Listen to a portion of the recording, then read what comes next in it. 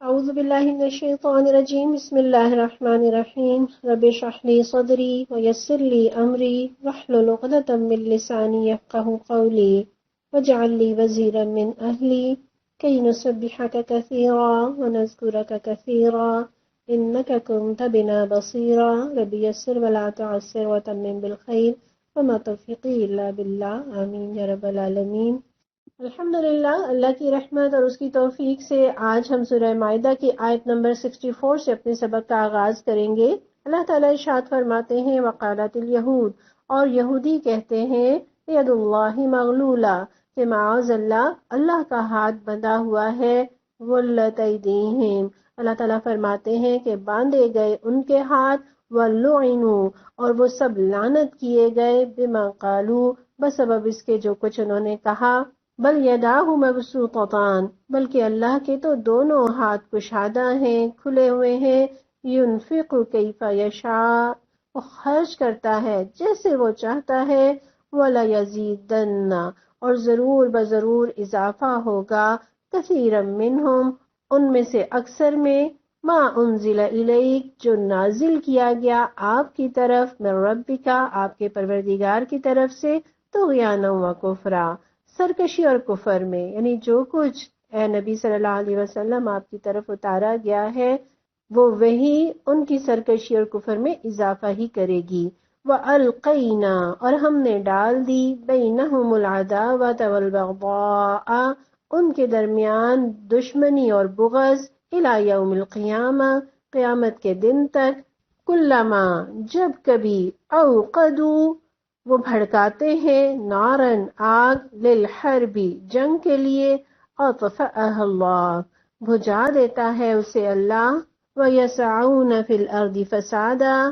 اور وہ زمین میں فساد پھیلانے کے لیے دوڑ دھوپ کرتے ہیں، وَاللَّهُ لَا يُحِبُّ الْمُفْسِدِينَ، اور اللہ مفسدین کو نہیں پسند کرتا۔ ہم نے پچھلے سبق میں یہ پڑھا تھا کہ یہودیوں کے عام لوگوں کا حال یہ تھا کہ وہ گناہ اور ظلم اور زیادتی کے کاموں میں پیش پیش دوڑ دوڑ کر جاتے ہیں اور حرام کھانے میں بڑے شیر ہیں، اور ان کے علماء اور مشائخ کا حال یہ ہے کہ وہ انہیں بری باتیں کہنے سے اور حرام کھانے سے روکتے ہی نہیں، لہٰذا یہ عوام بھی اور خواص دونوں گناہ میں برابر کے شریک ہیں۔ اور یہاں اللہ تعالیٰ ان کے گناہوں میں سب سے بڑا گناہ اس کا تذکرہ کر رہے ہیں، اور وہ بڑا گناہ کیا ہے؟ اللہ کی شان میں گستاخی کرنا، اللہ کے بارے میں ایسی بات کہنا جس سے اس کی ذات پاک ہے، بالا و برتر ہے، سبحان اللہ، اللہ ہر عیب سے، ہر نقص سے، ہر خامی سے پاک ہے۔ اور یہودیوں کی جرت دیکھیے، ان کی بے باکی دیکھیے، ان کی جسارت دیکھیے کہ اللہ کی شان میں وہ کیسا کلمہ کہہ رہے ہیں، کیسی بات کہہ رہے ہیں کہ معاذ اللہ، اللہ کا ہاتھ تو بندھا ہوا ہے۔ عربی محاورے میں بخیل کو مغلول الید کہا جاتا ہے، گویا کسی کے ہاتھ بندھے ہوئے ہونے کا مطلب یہ ہے کہ وہ بخیل ہے۔ گویا اس آیت میں اللہ تعالیٰ بتا رہے ہیں کہ ان کے گناہ تو بے شمار ہیں، مگر ان کا سب سے بڑا گناہ اللہ کے معاملے میں گستاخی کرنا ہے۔ جس طرح تمام بڑے سے بڑے گناہوں کا بھی سب سے بڑا گناہ کیا ہے؟ شرک کرنا۔ بالکل اسی طرح تمام باتوں میں بری بات اللہ کی شان میں گستاخی کرنا ہے۔ اور یہودی یہ جملہ کیوں کہتے تھے؟ اس کی مختلف وجوہات اسکالرز بیان کرتے ہیں۔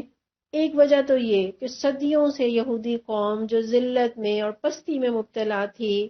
اور ان کی عظمت اور رفت، اب یوں کہہ لیجئے جو ان کی شان و شوکت کا زمانہ تھا، وہ بس ایک داستان بن کر رہ گیا تھا، جس کی واپسی کا انہیں کوئی امکان نظر نہیں آ رہا تھا۔ تو یہودی اپنی مصیبتوں پر ماتم کرتے ہوئے کہتے ہیں کہ معاذ اللہ، اللہ نے اپنے خزانے کا منہ بند کر رکھا ہے، معاذ اللہ، وہ بخیل ہو گیا ہے، اس نے اپنا فضل روک لیا ہے۔ یعنی بجائے اس کے کہ اپنے اندر خامیاں تلاش کرتے کہ ہم نے کیا گناہ کیا ہے، ہم نے اللہ کو کیا ناراض کیا ہے کہ اللہ تعالیٰ نے وہ رحمت، وہ عظمت، وہ شان ہم سے چھین لی ہے، اپنی اصلاح کی بجائے وہ اللہ کو الزام دھرتے ہیں کہ اللہ نے معاذ اللہ اپنے خزانے کا منہ بند کر رکھا ہے۔ اور ایک اور وجہ ان کے اس قول کی علماء یہ بیان کرتے ہیں کہ جب اللہ تعالیٰ نے قرآن میں یہ آیت نازل کی کہ من ذا الذی یقرض اللہ قرضا حسنا، کون ہے جو اللہ کو قرض حسن دے اور اللہ اسے کئی گنا بڑھا چڑھا کر اسے واپس کرے، تو اللہ کے اس حکم پر یہودی جو جسارت کرتے اور ان کا قول بھی اللہ نے قرآن میں نقل کیا ہے کہ وہ کہتے ہیں ان اللہ فقیر و نحن اغنیا، کہ معاذ اللہ، اللہ محتاج ہے اور ہم امیر ہیں کہ اللہ ہم سے مانگ رہا ہے۔ استغفر اللہ۔ حالانکہ آپ دیکھیے کہ مال رب نے دیا ہے، جو کچھ نعمتیں وسائل کسی بھی انسان کے پاس ہیں وہ کس کے دیے ہوئے ہیں؟ وہ اللہ ہی کے دیے ہوئے ہیں۔ اور اپنے ہی دیے ہوئے مال میں سے جب اللہ مجھ سے اور آپ سے تقاضا کرتے ہیں کہ میری راہ میں خرچ کرو، میرے دین پر خرچ کرو یا میری مخلوق پر خرچ کرو، تو ہم اسی کے دیے ہوئے میں سے دیتے ہیں۔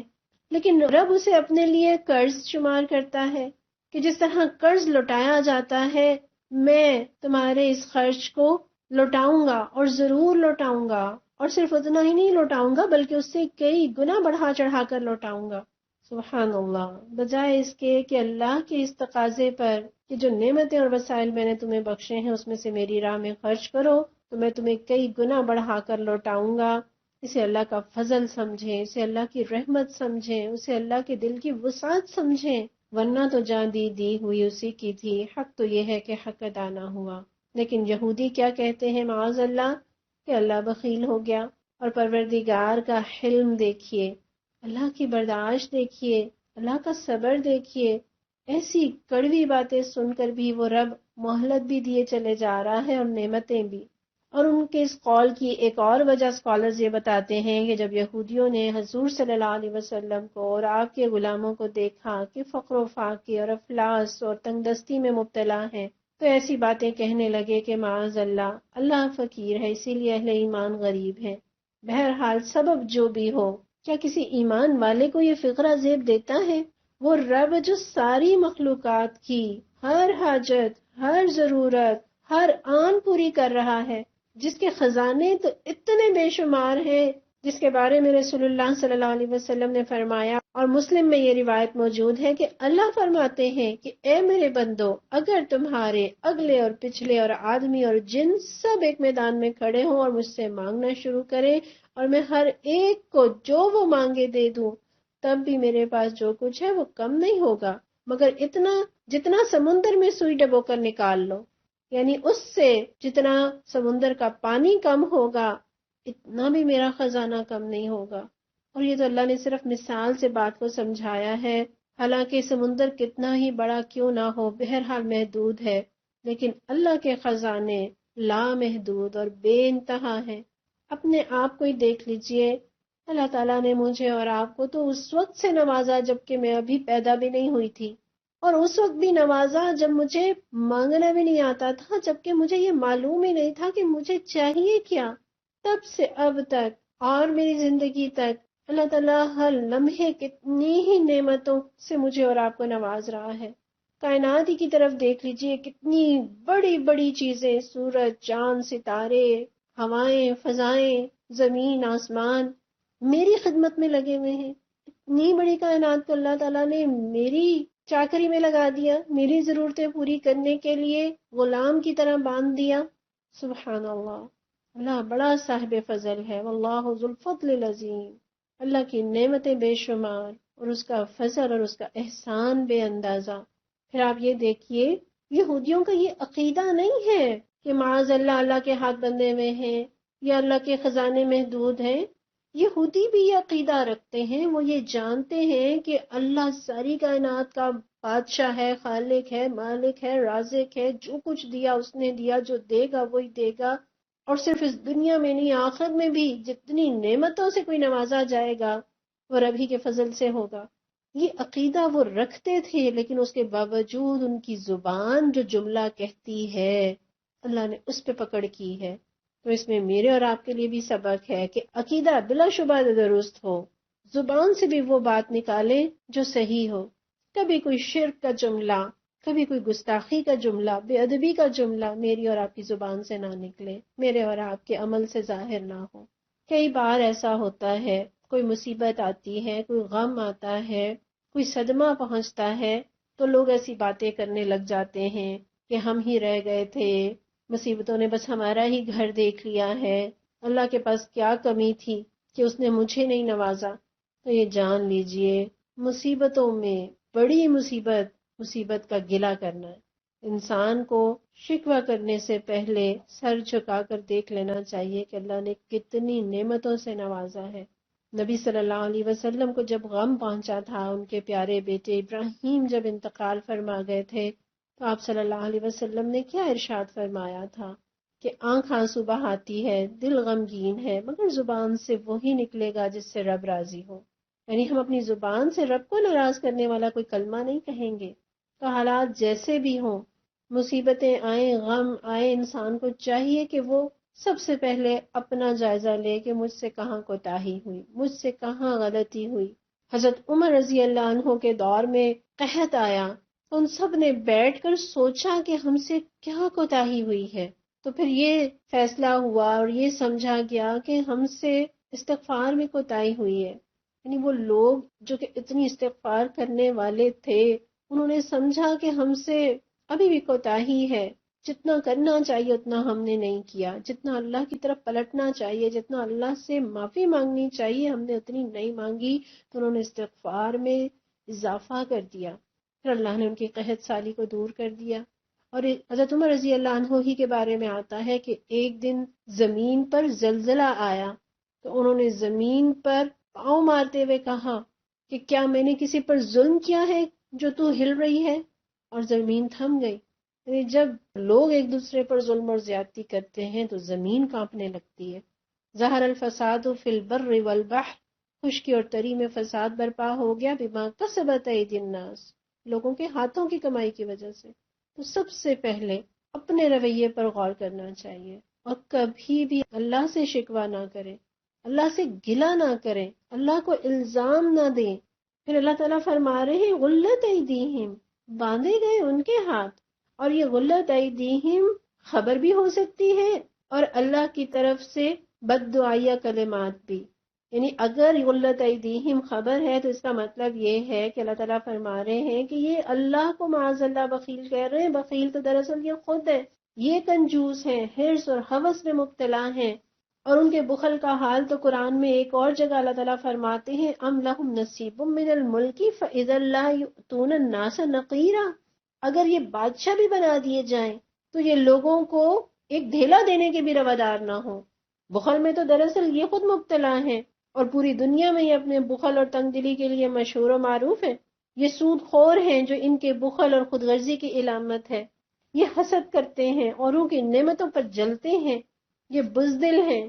حرص و ہوس کے بندے ہیں۔ یہ تو ان کا اپنا حال ہے۔ یعنی گویا غلت ایدیہم کہہ کر اللہ تعالیٰ نے ان کے حال کی خبر دی ہے، اور یہ غلت ایدیہم اللہ کی طرف سے بد دعا بھی ہو سکتی ہے کہ ان کی گستاخی کا نتیجہ کیا ہوگا، ایک تنگ دستی اور ذلت میں یہ مبتلا ہوں گے۔ کوئی انسان کوئی بات کہے تو اس کی بات کہنے سے کوئی اتنا فرق نہیں پڑتا، مگر جو بات اللہ کہہ دے وہ ہو کر رہتی ہے۔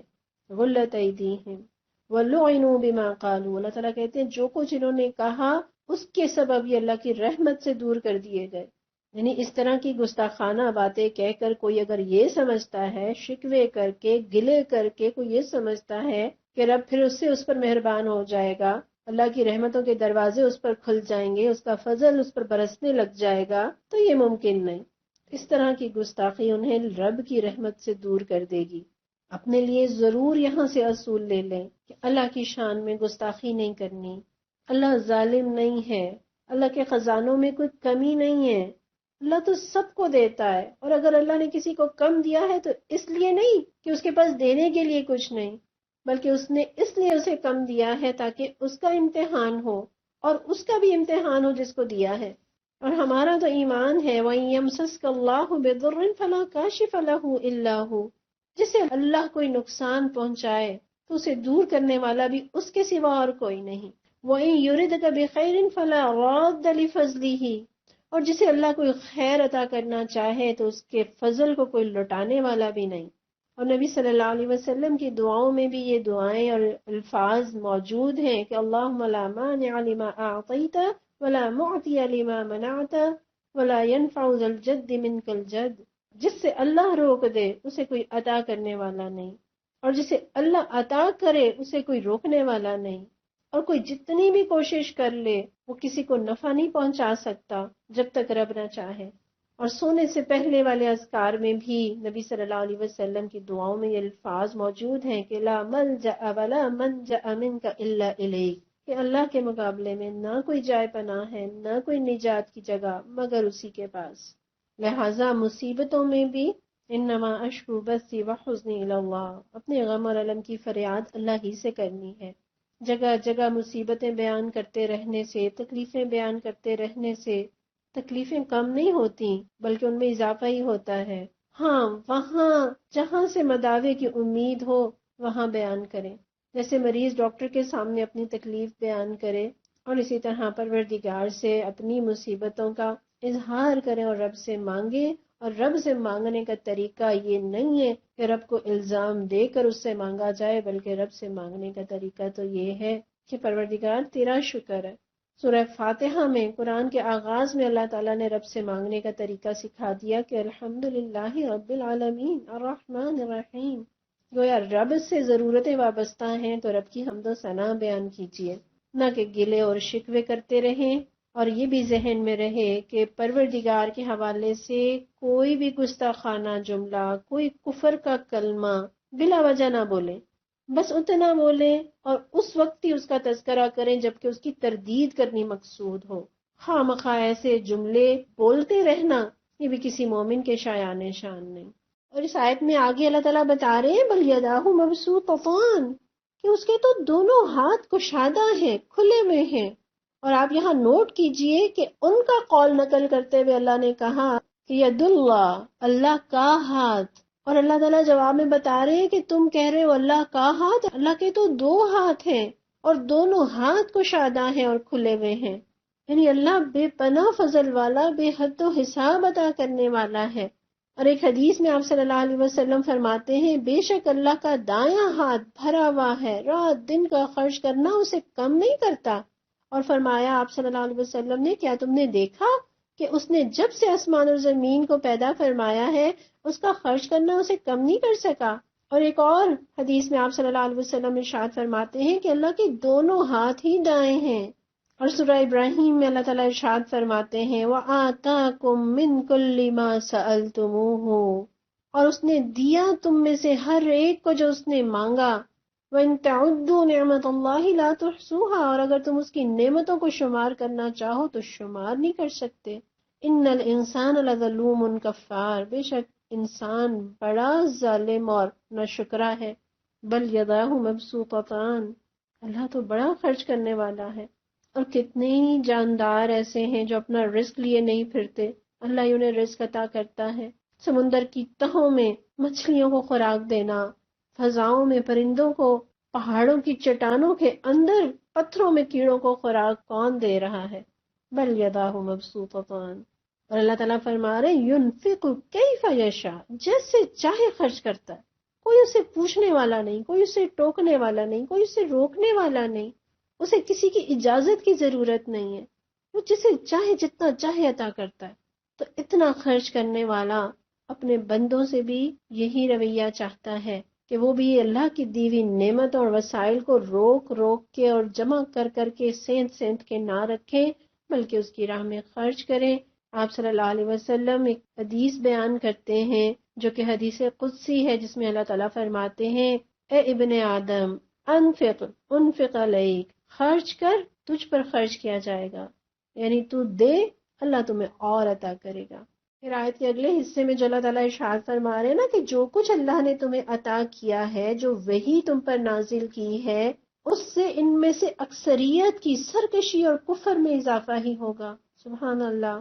بھلا قرآن سے بھی کوئی گمراہ ہوتا ہے؟ بالکل، یضل بہ کثیرا ویہدی بہ کثیرا، یہ قرآن ہے جو کسی کے مرض میں اضافہ کر رہا ہے اور کسی کے لیے شفا بن رہا ہے۔ یعنی جو لوگ رب پر ایمان رکھتے ہیں، اللہ سے ہدایت کے طلبگار ہوتے ہیں، شوق کے ساتھ، جذبے کے ساتھ، عمل کی نیت کے ساتھ قرآن کو پڑھتے ہیں تو قرآن کی ہر آیت ان کے ایمان میں اضافہ کرتی چلی جاتی ہے۔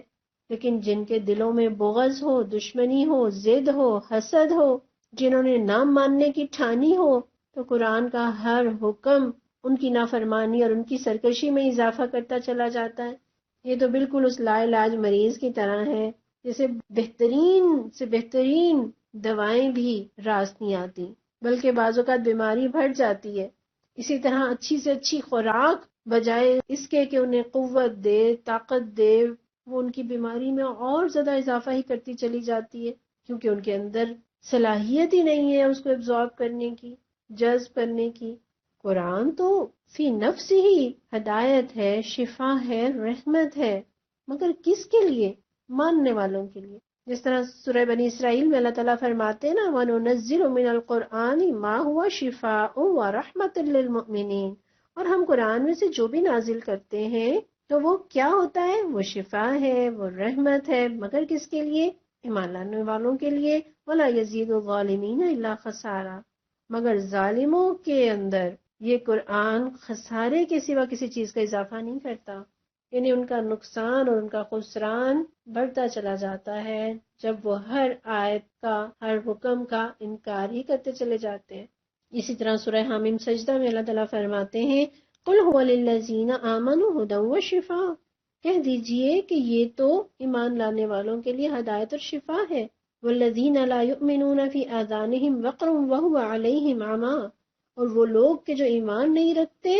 یہی قرآن ان کے کانوں کی ڈاٹ ہے اور وہ اس پر اندھے بنے ہوئے ہیں، یعنی یہی قرآن انہیں بوجھ محسوس ہوتا ہے، اور اس روشنی میں، اس نور میں آنکھیں کھول کر راہ پانے کی بجائے وہ اندھے بنے ہوئے ہیں۔ یہ ایسے ہی ہے جیسے کسی کو دودھ سے الرجی ہو یا گندم سے الرجی ہو، حالانکہ دودھ اور گندم تو غذائیت سے بھرپور چیز ہے، اس میں قوت ہے، طاقت ہے، لیکن جسے الرجی ہے اس کے اندر اس کا ایک ذرہ بھی چلا جائے تو اس کی بیماری میں اضافہ ہو جاتا ہے۔ اور پھر اللہ تعالیٰ فرما رہے وَأَلْقَيْنَا بَيْنَهُمُ الْعَدَاوَةَ وَالْبَغْضَاءَ إِلَى يَوْمِ الْقِيَامَةِ،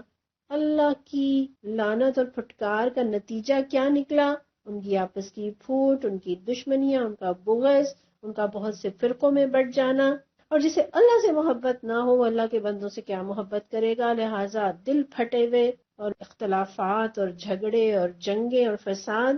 اور یہاں بینہم سے مراد یہودیوں اور عیسائیوں کا آپس میں ایک دوسرے سے عداوت ہونا، یا یہ بھی اس سے مراد ہو سکتا ہے کہ یہودیوں کے بعض فرقوں کا بعض فرقوں سے دشمنی اور عداوت کا ہونا، اور عیسائیوں کے بعض فرقوں کا بعض فرقوں سے عداوت اور دشمنی ہونا۔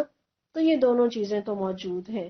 ان کے آپس میں اتنے اختلافات ہیں، اتنے فرقے ہیں، اتنی دشمنیاں ہیں، اور خود یہ دونوں بڑے گروہ ایک دوسرے کے دشمن رہے ہیں، صدیوں ان کے درمیان جنگیں رہی ہیں۔ یہ آج اگر کچھ اکٹھے نظر آتے ہیں تو دنیا کی منفعت کے خاطر، ورنہ دل ان کے پھٹے ہوئے آپس میں۔ اللہ تعالیٰ نے پیشن گوئی فرمائی ہے کہ قیامت کے دن تک ان کے درمیان بغض اور عداوت پڑا رہے گا۔ پھر اللہ تعالیٰ فرماتے ہیں کہ جب کبھی یہ جنگ کی آگ بھڑکاتے ہیں اللہ اسے بجھا دیتا ہے۔ کلما اوقدوا نارا للحرب، اچھا جنگ کی آگ بھڑکانا یہ ہے تو محاورہ، لیکن دراصل جاہلیت کے زمانے میں جب یہ لوگ لشکر کشی کرتے، حملہ کرتے، جنگ کرتے تو بڑی آگ کا الاؤ تیار کرتے تاکہ دشمن پر دہشت طاری ہو۔ تو یوں سمجھیے کہ محاورہ اسی سے بن گیا کہ جنگ کی آگ بھڑکانا۔ اللہ تعالیٰ نے ان کی سرشت یہ بتائی ہے کہ دنیا میں امن کی بجائے یہ ہمیشہ کہیں نہ کہیں جنگ کی آگ بھڑکائے رکھتے ہیں۔ اور نبی صلی اللہ علیہ وسلم کے دور میں بھی آپ دیکھ لیجئے، چڑھائی کسی نے بھی کی ہو، پیچھے تیلی لگانے والے، اکسانے والے، بھڑکانے والے یہی نکلتے تھے۔ لیکن اللہ تعالیٰ یہ بتا رہے ہیں کہ جب بھی انہوں نے سازشیں کی، دشمنوں کو جنگ کے لیے ابھارا، اللہ نے مدد کی،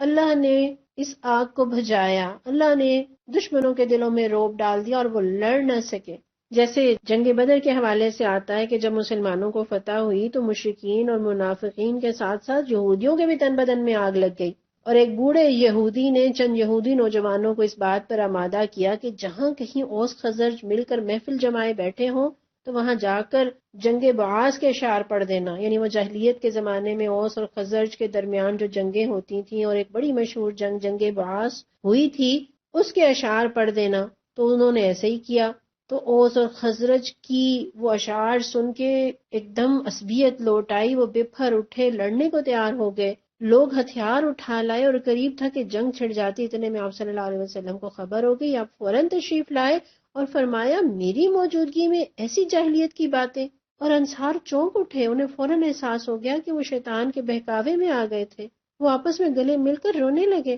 تو ایسی بے شمار مثالیں کہ جب یہودیوں نے جنگ کی آگ بھڑکانے کی کوشش کی، خواہ وہ بدر کا موقع تھا، احد تھا، خندق تھی، اللہ نے اس آگ کو بجھا دیا۔ وَيَسْعَوْنَ فِي الْأَرْضِ فَسَادًا، یعنی یہ جو حرب کی بات ہے، گویا ان کی وہ سازشیں جو ظاہری سازشیں تھیں، جنگ کے لیے لوگوں کو ابھارنا، اور یہاں یسعون فی الارض فسادا میں ان کی خفیہ سازشوں کا تذکرہ ہے۔ اللہ نے ان کی ظاہری جنگوں میں بھی انہیں ناکام کیا، اور ان کی خفیہ چالوں کو بھی ان پر الٹ دیا، اور ان کی خفیہ چالوں میں سے کئی ان کی بدعہدیاں، کئی ان کی سازشیں، اور ان میں سے ایک واقعہ یہ بھی کہ ایک مرتبہ یہودیوں نے رسول اللہ صلی اللہ علیہ وسلم کو زہر دے کر قتل کرنا چاہا، مگر اللہ نے آپ کو بچا لیا۔ حضرت ابو ہریرہ رضی اللہ عنہ اس حدیث کے راوی ہیں، فرماتے ہیں کہ جب خیبر فتح ہوا تو آپ کی خدمت میں بکری کا گوشت بطور تحفہ پیش کیا گیا، اور یہ گوشت زہر آلود تھا۔ آپ صلی اللہ علیہ وسلم نے یہودیوں کو جمع کرنے کا حکم دیا، اور آپ نے ان سے پوچھا تو وہ کہنے لگے کہ ہاں، یعنی ہم نے ہی زہر ملایا ہے۔ پھر آپ نے پوچھا کہ تمہیں اس بات پر کس چیز نے آمادہ کیا؟ تو وہ کہنے لگے ہم نے سوچا کہ اگر آپ جھوٹے ہیں تو ہمیں آپ سے نجات مل جائے گی، اور اگر آپ سچے ہیں تو زہر آپ کو نقصان نہیں پہنچائے گا۔ تو کیسی کیسی چالیں چلی انہوں نے، لیکن اللہ تعالیٰ نے ان کی چالوں کو ان کے اوپر الٹ دیا۔ اور اللہ تعالیٰ بتا رہے ہیں واللہ لا يحب المفسدین، اللہ کو مفسد پسند نہیں۔ اللہ کی کائنات دیکھیں، کتنی بڑی کائنات ہے، اور اتنی بڑی کائنات میں اتنے سیارے، اتنے ستارے، آسمان، زمین، اور اتنے نظام، لیکن کہیں کوئی ٹکراؤ نہیں، کہیں کوئی خلل نہیں، کہیں کوئی بے ربطی نہیں، کہیں کوئی بگاڑ نہیں۔ اس کا مطلب ہے کہ اللہ کو فساد پسند نہیں، لہٰذا اللہ اپنی اس بنائی ہوئی دنیا میں فساد کو پسند نہیں کرتے۔ اور دنیا میں فساد کا سبب کیا چیز ہے؟ گناہ۔ جہاں گناہ ہوگا وہاں فساد ہوگا۔ اللہ کی محبت چاہیے تو مفسد کی بجائے مصلح بنیے۔ اللہم اجعلنا من المصلحین۔ آیت نمبر 65، وَلَوْ أَنَّ أَهْلَ الْكِتَابِ، اور اگر یہ اہل کتاب آمنوا ایمان لاتے، واتقوا اور پرہیزگاری کا رویہ اختیار کرتے، اللہ کی نافرمانی سے بچتے، لَكَفَّرْنَا عَنْهُمْ سَيِّئَاتِهِمْ، ضرور بضرور ہم ان سے ان کی برائیاں دور کر دیتے، وَلَأَدْخَلْنَاهُمْ جَنَّاتِ النَّعِيمِ، اور ہم ضرور انہیں نعمتوں بھری جنتوں میں داخل کر دیتے۔ یعنی آپ اندازہ کیجئے وہ لوگ کہ جو اللہ کی شان میں ایسی ایسی گستاخیاں کرتے رہے، جو اللہ کے نبی اور ایمان لانے والوں پر لوگوں کو اکسا کر دشمنوں کو مسلط کرتے رہے۔ اللہ تعالیٰ ایسے لوگوں کے بارے میں کیا کہتے ہیں کہ اگر تم بھی ایمان لے آؤ، اب بھی مان جاؤ، اب بھی اللہ کی نافرمانی سے بچ جاؤ، تو اللہ ان ساری گستاخیوں کو معاف کر دے گا، ان ساری سازشوں کو تمہارے نامہ اعمال سے مٹا دے گا، تمہاری ساری برائیاں تم سے دور کر دے گا، تمہاری ساری خطاؤں سے درگزر کر دے گا۔ اور صرف یہ نہیں ہے کہ تمہاری خطاؤں سے درگزر کرے گا، بلکہ تمہیں نعمتوں بھری جنتوں میں شان و شوکت والی جگہوں پہ رکھے گا۔ گویا اللہ کی کسی سے ذاتی دشمنی نہیں ہے، نہ کسی قوم سے اس کی عصبیت کی بنا پر ٹکر ہے۔ جو بھی ایمان لے آئے، جو بھی عمل صالح کرے، اللہ کی نافرمانی سے بچے، نعمتوں بھری جنتیں اس کی منتظر ہیں۔ اور اہل کتاب کے لیے تو خاص طور پر buy one get one free کی آفر ہے، یعنی کوئی دہریہ، کوئی کافر اگر اسلام قبول کرتا ہے اس کے لیے بھی بڑا اجر ہے، لیکن جو اہل کتاب میں سے ایمان لاتا ہے اس کے لیے ڈبل اجر ہے۔ کیوں؟ اس لیے کہ وہ حضرت موسیٰ علیہ السلام یا حضرت عیسیٰ علیہ السلام پر ایمان رکھتا تھا، اور پھر جب نبی صلی اللہ علیہ وسلم کی دعوت اس تک پہنچی تو وہ نبی صلی اللہ علیہ وسلم پر بھی ایمان لے آیا، تو یوں اس نے دگنا اجر پایا۔ آپ صلی اللہ علیہ وسلم فرماتے ہیں، بخاری کی حدیث ہے کہ جو شخص اہل کتاب میں سے ہو، اپنے نبی پر ایمان لایا ہو اور پھر محمد صلی اللہ علیہ وسلم پر بھی ایمان لائے، تو اس کے لیے دوہرا ثواب ہے۔ اب اگلی آیت 66 دیکھیے، اللہ تعالیٰ فرماتے ہیں بلو، اور اگر انہم، بلا شبہ کہ وہ سب اقاموا التوراۃ، قائم کرتے تورات کو، والانجیل اور انجیل کو، وما انزل الیہم اور جو نازل کیا گیا ان کی طرف، من ربہم ان کے پروردگار کی طرف سے، لَأَكَلُوا ضرور وہ سب کھاتے، من فوقہم اپنے اوپر سے یعنی آسمان سے ان کے اوپر رزق برستا، ومن تحت ارجلہم اور ان کے پاؤں کے نیچے سے، یعنی مراد کیا ہے کہ زمین ان کے لیے رزق اگلتی، یعنی اوپر سے بھی اور نیچے سے بھی وہ رزق دیے جاتے، منہم ان میں سے امتن ایک گروہ ایسا ہے، مقتصدہ جو معتدل ہے، اعتدال پر قائم ہے، میانہ رو ہے یا راست رو ہے، وَكَثِيرٌ مِّنْهُمْ سَاءَ مَا يَعْمَلُونَ اور ان میں سے اکثریت کتنے برے عمل کر رہی ہے۔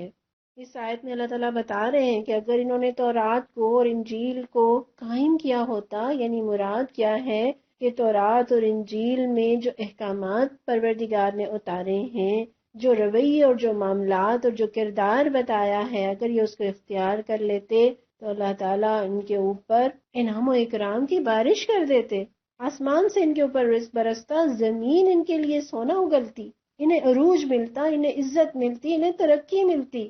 آج بھی بائبل میں حضرت موسیٰ علیہ السلام کی ایک تقریر نقل ہے کہ جس میں انہوں نے قوم کو سمجھایا کہ اگر تم اللہ کے احکامات کی پیروی کرو گے تو کس کس طرح اس کی رحمت اور برکتوں سے نوازے جاؤ گے، اور اگر اللہ کی کتاب کو پیچھے ڈال دو گے تو کیسی کیسی مصیبتیں اور بلائیں تم پر ہجوم کریں گی۔ گویا حضرت موسیٰ کی یہ تقریر قرآن کی اسی آیت کی تفسیر ہے، اور خاص طور پر اہل کتاب نے کیوں نبی صلی اللہ علیہ وسلم کے ساتھ دشمنی کی، کیوں ایمان نہیں لائے، اس لیے کہ انہیں لگ رہا تھا کہ ان کی چودراہٹ چلی جائے گی، ان کی دولت چھن جائے گی، ان کی بادشاہی باقی نہیں رہے گی۔ اور یہاں اللہ تعالیٰ بتا رہے ہیں کہ اگر یہ ان احکامات پر عمل کرتے جو پروردگار نے ان کے اوپر اتارے ہیں تو دولت چھننے کی بجائے انہیں دولت ملتی، انہیں راحتیں ملتی، انہیں آسائشیں ملتی۔ گویا پتہ یہ چلا کتابیں صرف پڑھنے کے لیے نہیں آتی، صرف ناظرے کے لیے اور تلاوت کے لیے نہیں اترا کرتی، یہ اس لیے اترا کرتی ہیں کہ اس کے اندر جو احکامات ہیں انہیں نافذ کیا جائے، وہ ہماری انفرادی زندگیوں میں بھی نظر آئے اور ہماری اجتماعی زندگیوں میں بھی۔ پھر اگر کوئی کہے یہاں تو تورات اور انجیل کی بات ہو رہی ہے، یہاں تورات اور انجیل کی بجائے آپ سمجھ لیجئے کہ اللہ تعالیٰ مجھے اور آپ کو کہہ رہے ہیں کہ اگر تم قرآن کو قائم کرو گے، نافذ کرو گے، غالب کرو گے، اور جو کچھ تمہارے پروردگار کی طرف سے اترا ہے، یعنی قرآن کے ساتھ ساتھ اللہ کی وحی کے ساتھ ساتھ ایک اور چیز بھی ہے جو اللہ تعالیٰ نے عطا کی ہے، وہ کیا ہے؟ وہ سنت ہے، وہ حکمت ہے، وہ نبی صلی اللہ علیہ وسلم کے ارشادات ہیں، وہ آپ کی پریکٹیکل لائف ہے، آپ کی حدیث ہیں، آپ کا طریقہ زندگی ہے، کس طرح اللہ کے نبی نے قرآن کے احکامات پر عمل کر کے دکھا دیا۔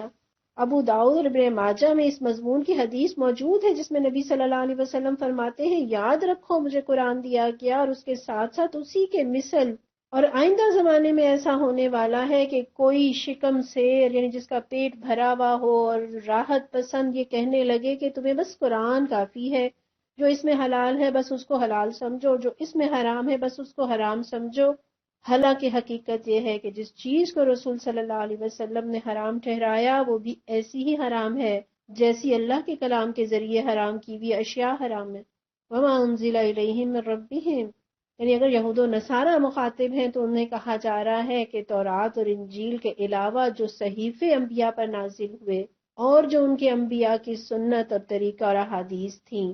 اور ہمیں بھی یہ بات سمجھائی جا رہی ہے کہ اللہ کی کتاب کے علاوہ نبی صلی اللہ علیہ وسلم کی زندگی میرے اور آپ کے لیے نمونہ ہے کہ ہم نے کس طرح کی زندگی گزارنی ہے۔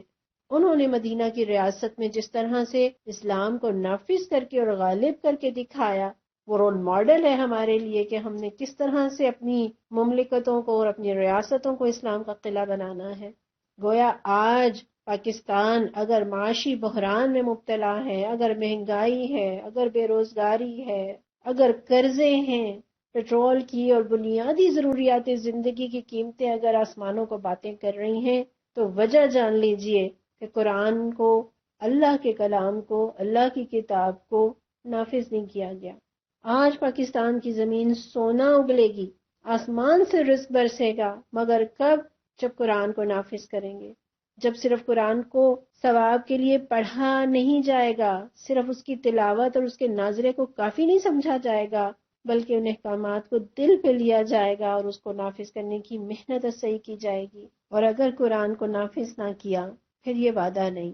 مسلم کی حدیث میں آتا ہے، نبی صلی اللہ علیہ وسلم نے فرمایا کہ بے شک اللہ اس قرآن کے ذریعے قوموں کو عروج دے گا، اور اسی قرآن کو ترک کر دینے کی وجہ سے بعض قوموں کو ذلیل و رسوا کر دے گا۔ تو عزت چاہیے، ترقی چاہیے، عروج چاہیے، رزق کی فراوانی چاہیے، تو قرآن کو نافذ کرنا ہوگا۔ اور اس سے ہمیں یہ پتہ چلتا ہے کہ قرآن کو نافذ کرنے کا اثر صرف انسانی زندگی پر نہیں ہوا کرتا، بلکہ یہ فضاؤں پر، زمین و آسمان پر بھی اس کا اثر ہوتا ہے۔ جس طرح ایک حدیث میں ہے نا کہ حدود اللہ میں سے ایک حد قائم کرنے سے اتنی رحمت اور برکتیں نازل ہوتی ہیں جیسے 40 دن کی بارش سے نازل ہوتی ہیں۔ یعنی 40 دن کی لگاتار بارش سے جب زمین سیراب ہوتی ہے اور خوب پھل پھول اور فصلیں اگاتی ہے، تو جتنی رحمتیں اور برکتیں اس 40 دن کی بارش سے ملتی ہیں، اس سے بڑھ کر رحمت اور برکت اللہ کی حدوں میں سے ایک حد قائم کرنے سے برستی ہے زمین پر۔ تب ایک حد قائم کرنے سے اتنی رحمتیں اور برکتیں ملیں گی، تو قرآن کے ساری باتوں کو قائم کرنے سے، سارے احکامات کو ماننے سے کتنی برکتیں ملیں گی۔ گویا اللہ کے قانون پر عمل کرنے سے ایک اثر ہے جو جسم پر ہوتا ہے، یعنی اسے رزق ملتا ہے، نعمتیں ملتی ہیں، اور دوسرا اثر اس کے دل پر ہوتا ہے، مطمئن، سکون، صبر، شکر والی زندگی، صاف شفاف دل۔ اور اللہ کے حکموں کی نافرمانی کا اثر فضاؤں پر بھی پڑتا ہے کہ قحط سالی اور زلزلے اور بیماریاں اور وباؤں کی شکل میں، اور دوسرا اثر دل پر پڑتا ہے کہ دل شقی ہو جاتے ہیں، دل سیاہ ہو جاتے ہیں، دل میں غم اور پریشانی اور اداسیوں کے ڈیرے ہوتے ہیں۔ اللہ ہمیں صرف قرآن پڑھنے والا نہ بنائے بلکہ اس پر عمل کرنے والا بھی بنائے۔ ایک مرتبہ حضور صلی اللہ علیہ وسلم نے فرمایا تھا کہ عنقریب علم اٹھا لیا جائے گا، تو زیاد بن لبید رضی اللہ عنہ فرماتے ہیں کہ علم کیسے جاتا رہے گا جبکہ ہم قرآن پڑھتے ہیں، ہم اپنے بچوں کو پڑھاتے ہیں، اور ہمارے بچے اپنی اولادوں کو پڑھائیں گے۔ تو آپ صلی اللہ علیہ وسلم نے فرمایا تھا، افسوس اے زیاد، میں تمہیں مدینہ کا انتہائی سمجھدار آدمی سمجھتا تھا، لیکن کیا تو دیکھتا نہیں کہ یہود و نصارہ کے ہاتھوں میں بھی تورات اور انجیل ہے، لیکن کس کام کی؟ جب انہوں نے اللہ کے احکام چھوڑ دیے۔ اور پھر آپ صلی اللہ علیہ وسلم نے یہی آیت تلاوت کی، یعنی آپ ہاتھوں میں تھامیں، آپ اس کے صبح و شام تلاوتیں کریں، آپ اس کے ہر سال ختم کریں، آپ کو وہ برکتیں نہیں ملیں گی جو اس قرآن کے نافذ کرنے سے برکتیں ملیں گی۔ اور ہر نیکی اپنے ساتھ برکتیں لاتی ہے۔ جس طرح ایک حدیث میں ہے نا کہ آپ صلی اللہ علیہ وسلم نے فرمایا، مفہوم ہے اس حدیث کا کہ جو یہ چاہے کہ اس کے مال میں، اس کی عمر میں برکت دی جائے، تو اسے چاہیے اپنے والدین کے ساتھ نیکی کرے۔ اور اسی طرح ایک اور حدیث میں یہی مضمون کچھ اس طرح سے بیان ہوا ہے کہ جو یہ چاہے کہ اس کے مال میں، اس کی عمر میں برکت دی جائے، اسے چاہیے کہ اپنے رشتہ داروں کے ساتھ صلہ رحمی کرے۔ گویا اللہ کے ہر حکم پر عمل کرنا اپنے ساتھ بہت ساری برکتیں اور بہت ساری خیر لاتا ہے۔ جیسے اللہ تعالیٰ قرآن میں ایک اور جگہ یہی مضمون اس انداز سے ارشاد فرماتے ہیں کہ وَلَوْ أَنَّ أَهْلَ الْقُرَىٰ آمَنُوا وَاتَّقَوْا لَفَتَحْنَا عَلَيْهِمْ بَرَكَاتٍ مِّنَ السَّمَاءِ وَالْأَرْضِ۔ اگر یہ بستی والے ایمان لاتے اور پرہیزگاری کی روش اختیار کرتے تو ہم ان پر آسمان سے اور زمین سے برکتوں کے دروازے کھول دیتے۔ اور پھر یہ والی آیت کہ وَمَن يَتَّقِ اللَّهَ يَجْعَل لَّهُ مَخْرَجًا وَيَرْزُقْهُ مِنْ حَيْثُ لَا يَحْتَسِبُ، جو اللہ سے ڈرتا ہے، اللہ کی نافرمانی سے بچتا ہے، اللہ اس کے لیے ہر مشکل سے نکلنے کا راستہ بنا دیتے ہیں، اور اسے ایسی جگہ سے رزق دیتے ہیں کہ اسے اس کا گمان بھی نہیں ہوتا۔ تو پتہ یہ چلا کہ کتاب کے اتباع سے، کتاب کے قائم کرنے سے، اللہ کے حکموں پر چلنے سے برکتیں ملتی ہیں، رزق کشادہ ہوتا ہے، حلال اور پاکیزہ روزی اللہ تعالیٰ وافر عطا کرتے ہیں، آسمان سے بارشیں برستی ہیں، زمین کھیتیاں اگاتی ہے اور خزانے اگلتی ہے۔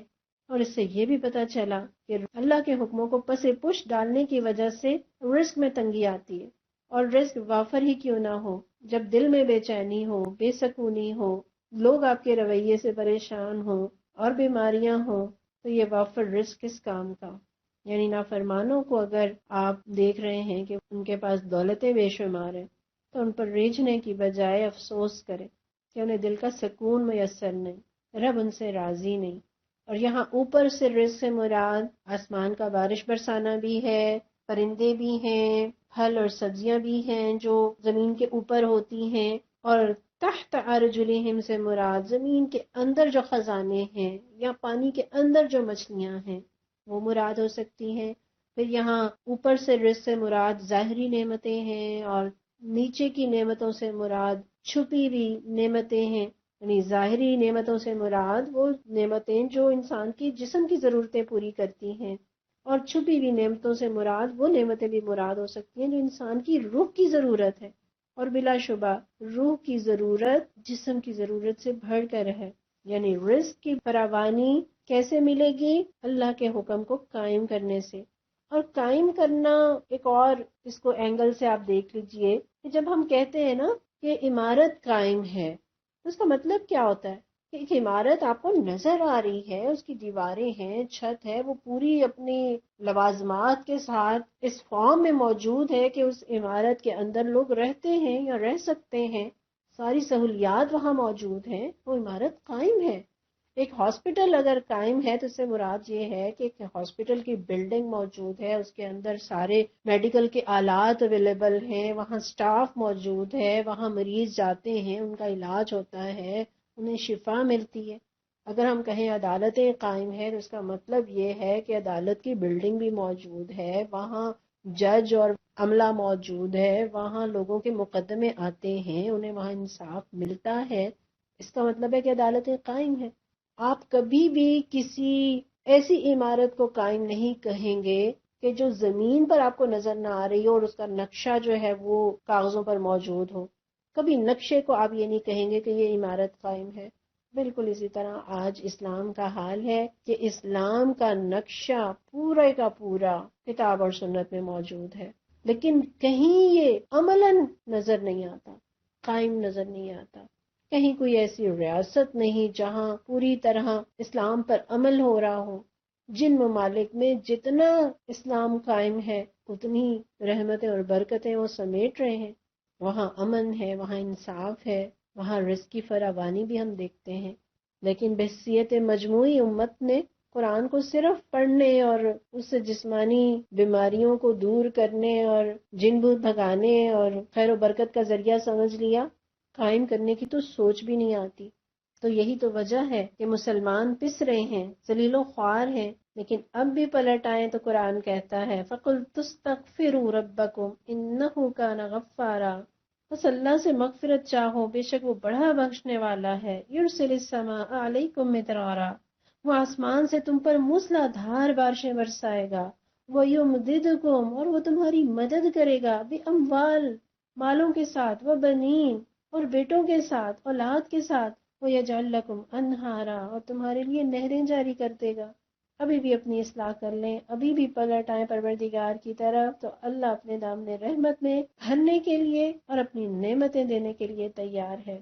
پچھلی آیت میں ہم نے پڑھا تھا کہ اگر یہ لوگ ایمان لے آتے، تقوی کی زندگی گزارتے، اللہ کی نافرمانی سے بچتے، تو اللہ انہیں نعمتوں بھری جنتوں میں داخل کرے گا۔